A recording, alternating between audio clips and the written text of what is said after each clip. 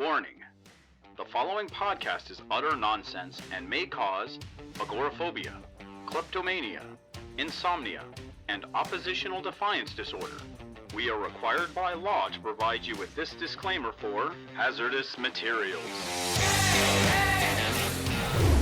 And welcome back to Hazardous Materials, quality you can taste. I'm Gideon Gonzalez, and joining me as always, Casey Johnson. And today, Casey's going to walk us through the 1970s kung fu craze that ultimately blossomed into Shang-Chi Legend of the Ten Rings in theaters now. So, Casey? Yes, indeed. Okay, so at one point in the mid-70s, only two characters had multiple books from Marvel Comics. And of course, one of them is Spider-Man. Yeah, he had spectacular. He had Amazing, and he had Peter Parker, the Spectacular Spider-Man, which I always thought was really cool because they had the character box in the corner with him completely unmasked. That was cool. Yeah. The other one was Shang-Chi. Shang-Chi had, at the time, the Deadly Hands of Kung Fu, the Marvel magazine, the black and white, and he also had Shang-Chi, Master of Kung Fu. And both of these titles ran concurrently in the mid-70s, and then, of course, when Deadly Hands got canceled in 77, Shang-Chi existed all the way up into 83. Yeah, that filled out 3 omnibuses. Yeah, so back in the early 70s, the introduction of Bruce Lee to American culture with Enter the Dragon, and, of course, Kane and Kung Fu was a big thing in TV. This created the Kung Fu craze. And the Kung Fu craze, like blaxploitation, bled into comics. Around by that time, we had characters coming out of Deadly Hands of Kung Fu. So Shang-Chi was created there. Iron Fist was created there. Misty Knight and Colleen Wing, the Daughters of the Dragon, were there. And they did originate in Marvel Premiere. I should. Oh, they did? Yeah, they did. They really flourished here. They walked over to that one, yeah, but they were in Marvel Premiere first. Yeah, and they had the Sons of the Tiger, I believe. Yeah, let's say your boy White Tiger. He made his debut. He did. I was trying while I was researching for this. It's like, I really would love to have a first appearance of White Tiger. I bet you I could squeeze by and notice I was trying to get it. Nope. It's super expensive. Oh man, it wasn't a couple years ago. Now it is. It seems like even like the B and D level heroes and villain first appearances are just crazy high. So the Deadly Hands of Kung Fu is a great magazine because only like a third of it is Shang-Chi or whatever character they're going to do, whether it's Shang-Chi, White Tiger, or Iron Fist. The rest of it was just like, talking about Bruce Lee and how awesome Bruce Lee is, or exercises to do when you cannot access your master's talents. And these are written by in-house Marvel writers under crazy pseudonyms. Do you remember the name of that one I told you? God, you showed me that one. I don't remember what the name was for the life of me, but it was like Master Chang O'Shaughnessy. Which turned out that was actually Denny O'Neil. Yeah. What was hilarious. Incredible. I'm sure I've got images for you. So I'm going to show you Master Chang O'Shaughnessy here in his stuff and his model who's got the handlebar mustache and the long hair looking like he's coming out of metal or Motorhead. This magazine sometime was unintentionally hilarious. Which, do you know what my favorite unintentional well, maybe it's an intentional comedy, but I'm not sure that they were in on the joke or not. No. But my favorite cover of this run is the Roger Moore 007 cover. Tell me about that. It's Roger Moore in a gi, like, oh my God, in broad daylight. Like, it's a painted cover. So I believe it. It's wild. Okay, so back in the 70s, Marvel tried to get around a few things that the Comics Code Authority wouldn't let them do by putting it into a magazine format and therefore avoiding the comics in Comics Code Authority. That's the reason why a lot of the horror comics happen this way. The Savage Sword of Conan and how heavily bloody and overly sexy that thing was. Happening. You see Beverly's boobs in the Howard the Duck one. See, this all happens in Marvel's magazine, which was even it was published by another company. I think like Charleston. It wasn't Charleston because I know Charleston is Blue Beetle and all that kind of stuff. It was another company that started with a C, and unfortunately, I'm blanking on it. But they did stuff like Vampire Tales, Dracula Lives, Monsters Unleashed, and Deadly Hands of Kung Fu. Deadly Hands of Kung Fu actually outlasted all the horror books. All the horror books were pretty much dead within their first year because the Comics Code Authority. Well, you know what? We'll get into the horror books in another one because I'm going to go off on a big tangent if we do that. Maybe a spooky There's Halloween a whole. special. We will do a whole show on vampires, and all that nice stuff that happened in the early 70s and why. We'll even explain how Blade happened because vampires and blaxploitation hit at the same time. But Deadly Hands of Kung Fu. This introduced a character that I've always loved, but Marvel has pretty much just thrown away, and that's White Tiger. This is the original. This is the first one, Hector Ayala. This is and he was they were really turning him into a big deal. So much so that he even had the corner pocket for a second. In the 60s, 70s, and in the 80s, and even into the 90s, Marvel was putting a little character image in the top corner because when they were selling this stuff in newsstands, they need to get your attention with as much the smallest amount of real estate as they possibly could. So in the top left-hand corner, you saw the character portrait, the company that made it, and usually the title. And in the case of Deadly Hands of Kung Fu, it is either like Shang-Chi or White Tiger. I thought that was really cool. White Tiger's never had his own title. But he had full painted Joe Jusko covers on this book. After Deadly Hands fell out, they put White Tiger in Spider-Man. He was kind of like a support character for a while, and they all kind of was like, hey, the first Puerto Rican hero, check out how cool he is. He's defending his turf and all sort of stuff like that. And then he gets unceremoniously whacked. Exactly. This is where my as a kid, I was really in love with this character. So when he gets blamed for a murder he didn't commit in Daredevil, and then freaks out because Daredevil doesn't get him off, they find him guilty. And he runs out of the courtroom, and the cops kill him. It's so messed up. It's so tone deaf, absolutely tone deaf. I mean, if they did this, so they're trying to illustrate, the injustice that follows minorities. Okay, cool, but taking away one of their firsts, not cool. Yeah, not cool. Pretty lame. It's really lame. And they never really recovered from that. But yeah, back to Shang-Chi. Shang-Chi's story throughout Deadly Hands and even into Master of Kung Fu pretty much is the exact same as it is in the movie. The only real difference is in the movie that just came out, which I just saw before we recorded this, the Mandarin, or what's his Chinese name? You know his Chinese name, right? Wenwu, the character? Yeah. Wenwu. Is his father. But in the comics, it's Fu Manchu, which is a title and creation that Marvel really didn't even have access to. And is also fairly problematic in its depiction of Chinese minorities. I was going to say, probably my favorite thing about the convoluted character backstory of Shang-Chi is you start off with Fu Manchu, the peak, bad yellow peril stereotype. Absolutely. And then when they lost the rights to Fu Manchu, or someone called them out that they didn't have the rights to do it. Yeah. Because he wasn't public domain yet when they created him. No. Then they replace him with Yellow Claw, which is just doubling down and making it even worse. Oh, Asian it was stereotype. really awful. Which is now Golden Claw. Now Golden Claw, and they dialed back. Then they dialed that back, and they attached him to Agent Wu. Yes. Which then, of course, evolved into Agents of Atlas, which we love. Exactly. But it just cracks me up. They start off with, we have the ultimate bad Chinese stereotype. Now let's make an even worse one.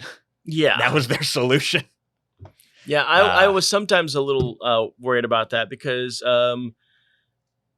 comic coloring back in the 60s and 70s and even in the 80s for Marvel and DC was a basic affair. Reading any Transformers comic from the 80s and you kind of get the idea. You know how elaborately and colorful Transformers are, but then you look at a Marvel comic and they're basically a two-tone green thing. It's just really laughable.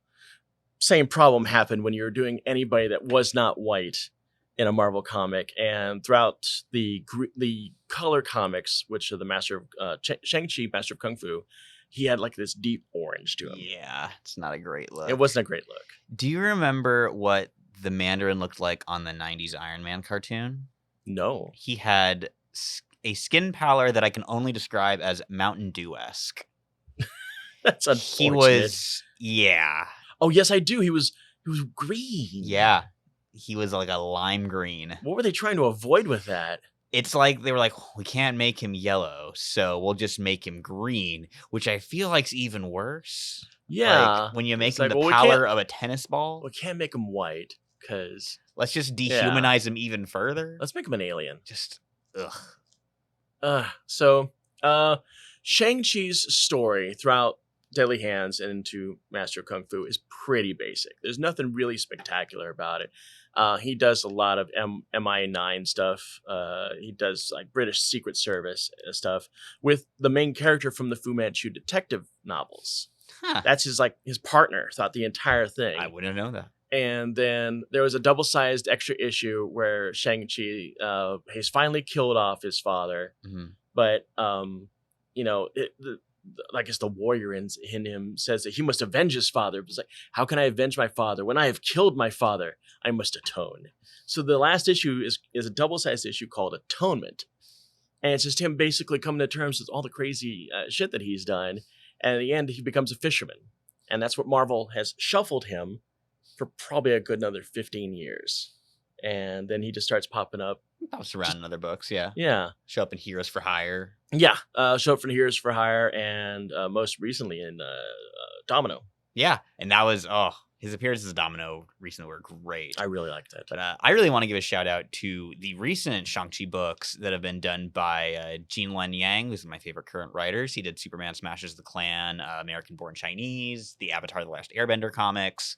But his take on Shang-Chi is really, really cool because he's really developed a whole pocket of the Marvel Universe for him to play in. Mm-hmm. Because the first arc kind of establishes that he has many siblings, and each sibling represents one of the different deadly weapons. So you have the House of Blades, the House of Hammers, the House of, I think there's one of Swords, but of course, the most important one is the House of the Deadly Hands.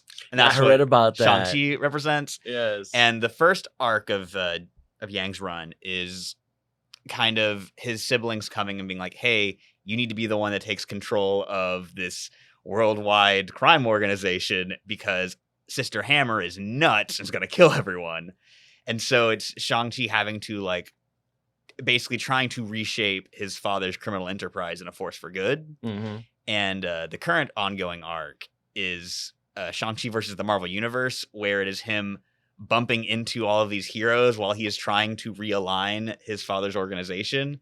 So you have him teaming up and then kind of having a disagreement with Spider-Man. There's a great bit where he goes to a villains auction and comes to blows with Captain America.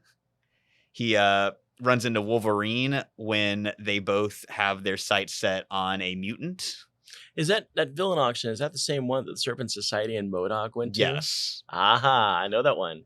It's so good. It's such a fun new take on the character, and it's kind of doing the Green Lantern thing where you're really just expanding this world and being like, okay, there's this is just one aspect of a wider spectrum.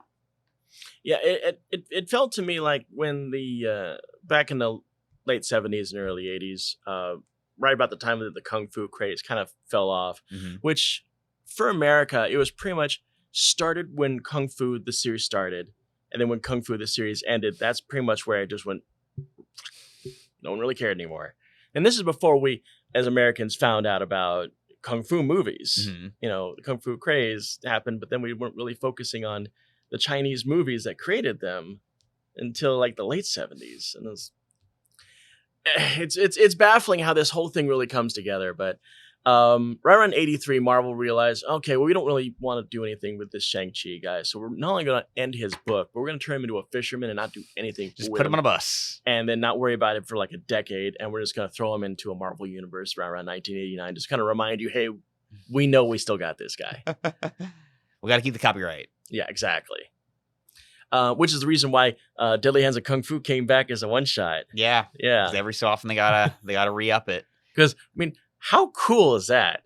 When your appearances are in a magazine called The Deadly Hands of Kung Fu. I was going to say, I really, a book that I want to check out, but it's not been reprinted in probably close to 20 years now. Mm-hmm. But there was a Marvel Max Master of Kung Fu book with Doug Munch and Paul Gulacy from the original Master of Kung Fu run. I was actually just looking up Paul Gulacy Mm-hmm. because he does this really cool image in the 1989 Marvel Universe for Shang-Chi. And it's like, that's a really good looking piece. Yeah, he's probably the definitive Shang-Chi artist. Yeah, well, I read some of the art and it looks pretty basic. It doesn't look as good, Mhm. as advanced. His hair has gotten a lot better in this image too. Hair in Deadly Hands and in Master of Kung Fu is that headband that you have when you don't really care about what the top of your hair looks like. So it's like all flat. So I got to ask, what's your favorite Shang-Chi costume? I like the one he wears in Domino. Yeah, the red and black The red and black bodysuit. Game of Death Mhm. jumpsuit. That's my favorite too. Yeah. I think this was introduced in Secret Avengers. I want Mhm. to say at least that's the first place I saw it in. And that was another issue I wanted to plug was Secret Avengers number 18 with the David Aja art. That was the issue that made me go, oh damn, Shang-Chi rules. Because it's just because you're familiar with David Aja's work on Iron Fist and Hawkeye. Mhm. And it's just Oh, just a so masterclass. He goes through like an MC Escher style building, taking out Angoons. Oh, that's Like, cool. it's just it's a work of art. Absolutely phenomenal issue. Track it down if you can. I also really enjoyed Shang-Chi's thing on the most recent Heroes for Hire. This is the Misty Knight-led team that had The one from the mid 2000s. they had Scorpion and Colleen Wing and Mhm. Hindsight Lad and Shang-Chi in it, or Shang-Chi. Paladin was there too, right? Hmm? Paladin. No, he was in the one before that, but any book Ah. that Paladin is in is worth buying because Paladin is just a gem, an absolute gem of a character. I don't know why he doesn't get more face time the way he's characterized. Probably because He's the ultimate mercenary. people don't associate Paladin with a mercenary anymore. Yeah, I know. He was named Okay. after one Western. And So just to kind of keep quickly things became colorful dated. behind it, we're going to show you a cool picture of Paladin. Paladin is the stereotypical mercenary. He will be bought off. Therefore, count on Paladin to probably betray you at some point in the book because the enemy has paid him off. You get Paladin because you pay him. That's the way it works. yeah, he's a great little street level antagonist / morally ambiguous protagonist. but he's charming as hell. He is very fun. He's He got is a cool very purple fun. outfit. And every time somebody golden brings him guns. into the book, it's hilarious. And I really wish they would do more with that. But if that's gonna wrap it up, I think let's say it pretty well covered the. Yeah, go check out Shang-Chi. That's got 2 after credit scenes, which I'm not going to go into. I will probably go see it again because I still have that weird condition where when the action starts really ramping up, I start falling asleep. Just bizarro. Who does that? I don't know. Yeah, But yeah. pick up the trades of Gene Yang's run. The first volume's already out. The second run, I think, is on number 4, and it's excellent. You should probably find it at your local comic book store. A good time. And get the Heroes for Hire book that he was in. And if you really want to go further back, Marvel is currently doing epic collections of the original Master of Kung Fu run, including also some omnibus editions. There's 3 big old $100 books if you really want to go all in. Yeah, they're really serious about those omnibus bookses. Them books. Them bookses is good for smarts. Marvel does charge an arm and a leg, but those things are mammoth They are nice. face killers. I could definitely kill a small animal with an omnibus book.